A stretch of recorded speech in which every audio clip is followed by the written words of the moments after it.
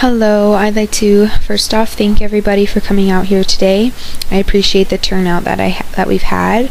I'd like to be able to give a presentation on puppy mills. A lot of people do know what puppy mills are, but are unaware of how they are conducted and exactly what goes on there. So I think that puppy mill awareness is in order, and it's something that people should know about. I'm sure other people have given presentations, but this is something that I'm very passionate about and I would like to share with you all. So without further ado, let's get started, shall we? Puppy mills put dogs in danger. It threatens their lives, and the way that they live is unfair and unhealthy. It causes disease and sickness in the animals and causes grief to the pet buyers that end up with a puppy sold in a pet store from puppy mills. There are many people that are aware of what the term puppy mill is, but all they know is that it is a place that breeds a lot of puppies. Though they know this, they are unaware of the magnitude of the horrors that are associated with them. Puppy mills are facilities where the mass production of puppies happens. They put the puppies up for sale to either individual consumers or even pet stores, and as well as to foreign markets. Puppy mills are located all throughout the country. There are a few Midwestern states that have some of the largest facilities known. Puppy mill breeders range from anyone from backyard breeders to people who are selling through the internet. There are thousands of facilities that haven't even been regulated or inspected by the USDA because they sell to the public directly.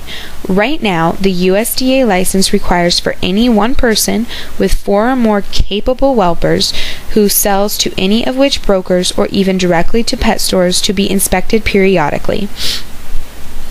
A whelper is a female dog that is capable of reproducing. The USDA is the United States Department of Agriculture.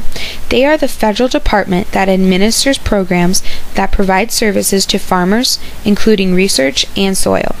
They are also responsible for containing the spread of puppy mills and other such problems related to animal cruelty, along with the Humane Society of the United States of America. Whether a puppy is born in a licensed facility or not, the puppies have to face an uncertain and very dismal fate. They are at the mercy of the individuals who have been driven by the evil of greed within them. Their hearts have been tainted by this greed. Some of the puppies die while they are in transport to the pet stores, others shortly thereafter, and some find themselves in the hands of irresponsible or even abusive owners. The dogs that are used for breeding suffer endless misery. They have been cramped into cages that are way too small for them. The cages are often soiled with their own feces and excrement. They breed litter after litter until they just can't breed anymore. They breed so much to the point where they literally, physically can't reproduce anymore. Most of the time, this is caused by them dying from overbreeding. And once they can't breed anymore, they are sold to another puppy mill. And if they won't sell, they are just killed off.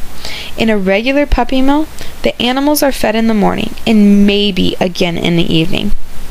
And as far as cleaning and sanitation goes, the general maintenance are addressed as time permits. It is usually during the weekend, if the cages are cleaned at all. Most of the time, the animals remain imprisoned in the small cages filled with unspeakable filth. They never get to run free. Inspections for these kind of things are, as well as the general use of a puppy mill, are often fulfilled once or twice a year by the USDA. In previous years, the USDA would conduct at least one unannounced inspection per year. But in recent days, federal authorities have adopted a risk-based inspection program. The puppy mill operators are given a chance to fix the mistakes that violate federal law that are pointed out during the inspection. If the non-compliant item or action is not fixed during or before the reinspection, then a more drastic action is taken. And after that, if it isn't fixed, then the USDA shuts them down. There are some where the larger of the breeders house thousands of dogs in their breeding facilities. Although the average puppy mill will house from 65 to maybe at the most 75 animals. They are in hutch-style cages with wire floors, fecal matter all over the ground below them. Waste begins to accumulate. This causes flies and other vermin and nasty and even disease-carrying insects to infect these areas. Even if the cage is cleaned upon prompt removal of waste, the ground becomes stained with the stench of urine. The dogs that are kept indoors endure an equally miserable existence. There are ammonia vapors and odors that become constant in very poorly ventilated structures. There are rodents, flies, and other pests that haunt the poor creatures constantly. Some cages have solid surfaces. Well, at least a little part that is solid surfaced. This is to help protect the legs of puppies, but as soon as they begin to mature and explore their surroundings, they venture out from one spot of solid ground, and their legs fall through the wired flooring. The injuries that result in this just add to their misery. Not only that, but their soft baby coats become matted with fecal matter, which is a discomfort to them. Puppy mills sell puppies at about around 6 weeks of age, which is very illegal. Federal licenses are prohibited from selling puppies under 8 weeks of age to the public. Puppies that come from puppy mills are generally sold with severe illnesses. One of the most common illnesses is parvo. The parvovirus is a disease that is transmitted from one dog to another, and there is generally no cure for it. Any of a group of viruses containing DNA is an isodehedra protein shell and causing disease in cattle and dogs. It does not affect humans except for the emotional stress of the disease. I speak from experience. When a puppy gets the parvovirus, it is a miracle if it lives through it. I was blessed enough to have my dog live through it. It literally eats them from the inside out, shutting down major organs and making them weak. They dehydrate and can't drink or eat, and die from fatigue or the failure of the heart, kidneys, or liver.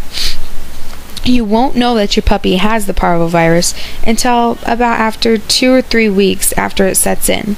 Then you will see the symptoms, but by that time, it's too late and the puppy dies.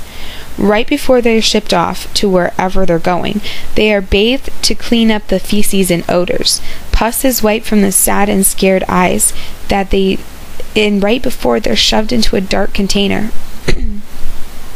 They await the uncertain and maybe even cruel future of their fate. And this is all thanks to an industry that is oblivious to moral and social responsibility. Right now, it is impossible to outlaw puppy mills. All we can do is regulate them and subdue them to inspection. People are trying to broaden the Animal Welfare Act so that they can outlaw them. But right now, it is generally impossible. According to the Humane Society of the United States, and I quote, "Almost all pet store puppies come from puppy mills. If you ask the pet store employee to show you the paperwork identifying the puppy's breeder and origins, if he or she refuses to do so or is reluctant to show you the paperwork, then that is a red flag. If you do inspect the paperwork, you may notice that the puppy has been shipped from out of state, often by a broker service. These are just a few indications that the store's dog may have come from a puppy mill. The point is that responsible breeders do not sell their puppies to pet stores. They want to meet their puppy buyers in person and do not sell their puppies to the first person who shows up with cash in hand. They inspect the person and what they are like, but not all breeders are responsible. Thus, the puppy mills and pet stores. When you buy a puppy from a pet store, you are risking a number of things. Buying a sick dog, buying a dog with behavior issues, and you are supporting, puppy mills. If you want to stop puppy mills, here are a few things that we all can do to help. 1. Don't buy puppies from pet stores. Besides, they're way too much money anyways.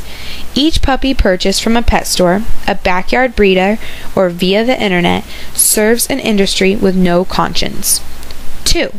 Adopt from a local shelter and give a puppy or dog a chance to be loved, a chance they have never had. Thousands of unwanted animals of all ages and breeds are euthanized at pounds and shelters every day. 3. Spay or neuter your pet to help break the cycle of suffering, misery, and death. Spaying and neutering not only keeps animals from reproducing, but also lengthens their lifespan from 2 to 3 years. To me, that's worth it. In short, ladies and gentlemen, puppy mills put dogs in danger. It's as simple as that. It threatens their lives, and the way that they live is completely unfair and totally unhealthy. Let's stop the endless and countless deaths to dogs and puppies and shut down puppy mills forever. Thank you.